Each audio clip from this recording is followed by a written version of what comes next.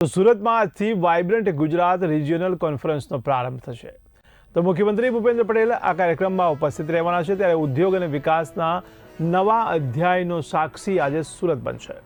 ઉદ્યોગ ક્ષેત્રમાં નવી તકો ઊભી કરવાની દિશામાં એક મહત્વપૂર્ણ પગલું કહી શકાય, ત્યારે સ્થાનિક ઉદ્યોગોને વૈશ્વિક સ્તરે નવી ઓળખ મેળવશે। ત્યારે સુરતમાં રોજગારની નવી તકો ઊભી થવાની પણ પૂરી શક્યતા જોવાઈ રહી છે। તમારા સંવાદદાતા રશ્મિ રાણા ફોન લાઈનથી જોડાયા છે। જી રશ્મિ, ત્યારે ગુજરાત રિજનલ કોન્ફરન્સ આજે યોજાઈ રહી છે, તેને લઈને આપ શું કહેશો? જી, જે પ્રકારે સુરતમાં આજે વાઇબ્રન્ટ ગુજરાત રિજનલ કોન્ફરન્સ યોજાઈ છે, જેમાં મુખ્યમંત્રી ભૂપેન્દ્ર પટેલ ખાસ ઉપસ્થિત રહેવાના છે। ઉદ્યોગ અને વિકાસના નવા અધ્યાયનું તેઓ સાક્ષી બનશે અને સુરત ઉદ્યોગ ક્ષેત્રમાં નવી તકો ઊભી કરવાની દિશામાં પણ એક મહત્વપૂર્ણ પગલું ભરવામાં આવશે। સ્થાનિક ઉદ્યોગોને વૈશ્વિક સ્તરે નવી ઓળખ મેળવાશે।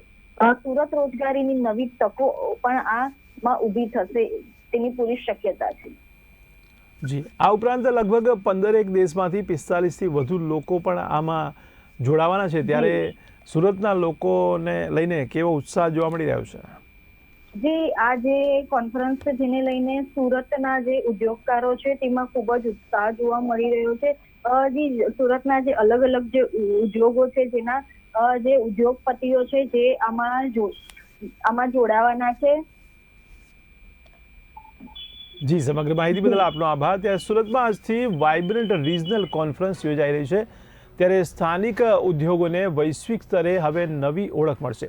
તો સુરતમાં રોજગારની નવી તકો ઊભા થવાની પણ પૂરી શક્યતા જોવાઈ રહી છે।